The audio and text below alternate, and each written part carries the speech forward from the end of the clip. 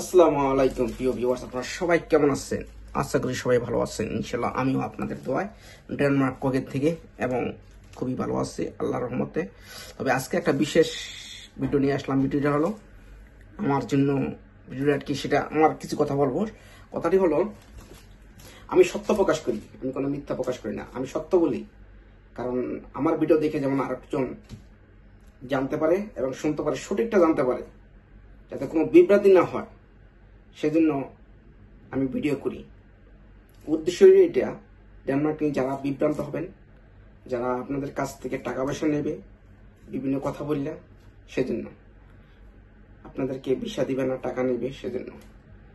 এই কথাগুলো কেন বলি, আমি কিছুদিন একটা ভিডিও বানাইছিলাম। ভিডিও বানানোর মতো এই দেশের স্যালারি সম্পর্কে কিছু কথা বলছিলাম।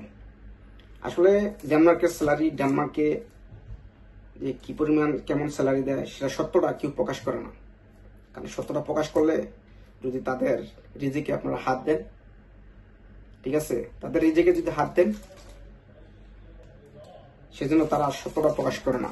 তা আমি প্রকাশ করেছিলাম যে ডেনমার্কের স্যালারি কতই হবে এবং ডেনমার্কের কি ধরনের কাজ হবে, ঠিক আছে। তাই এই ভিডিও বানানোর পরে আমাকে অনেকে অনেক ধরনের কথা বলছে, অনেকে অনেক ধরনের মন্তব্য করছে, অনেক ধরনের কমেন্ট করছে, খুব বাজে কমেন্ট, সেটা আমার বাপ মারকে নিয়ে। তো আমি তাদের উদ্দেশ্যে বলতে চাই, আসলে ভাই, আপনারা যতটুক ঠিক অতটুকুই জানেন, এর বেশি আপনারা জানেন না। যদি জানতেন তাহলে এই কমেন্টগুলো করলেন না, ঠিক আছে। আপনারা যারা আমাকে ভালোবাসেন এবং আমার চ্যানেলটা এবং পেজে থাকেন, তারা দেখতে বুঝতে পারবেন যে আমি কি ধরনের ভিডিও করি এবং কমেন্টগুলো দেখতে চাই। আমি এই সম্পর্কে কিছু বলতে চাই না, তবে এতটুকুই বলতে চাই, আপনি যতটুক আপনি অতটুকুই জানবেন, এর বেশি জানবেন না। কারণ আপনারা আছেন স্টুডেন্ট, আপনাদের স্টুডেন্টদের কাজ খুব কম, আমরা জানি। স্টুডেন্টদের কাজ খুব কম, তারা সীমিত 4 ঘন্টা ডিউটি করতে পারে পার ডে, বা আরো কম হইতে পারে, ঠিক আছে। কিন্তু আমাদের ওয়ার্ক পারমিটে যে স্যালারিটা দিবে, আপনাদের ওই স্টুডেন্টদের 3 ভাগের 1 ভাগও দিবে না, ঠিক আছে।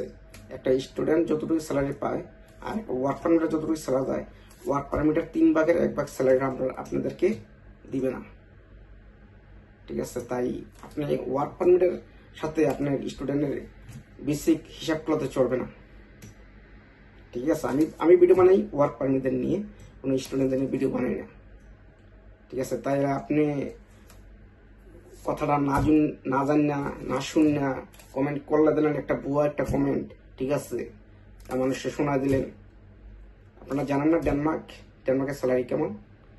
যারা ইউটিউব দেখে, যারা ইউটিউব ঘাটাঘাটি করে, অনলাইনে থাকে, তারা জানে ডেনমার্কের স্যালারি কেমন, ডেনমার্ক সম্পর্কে সবই জানে। কিন্তু আপনি ডেনমার্কে থাকতেও আপনি ডেনমার্ক সম্পর্কে জানতে পারতেছেন না।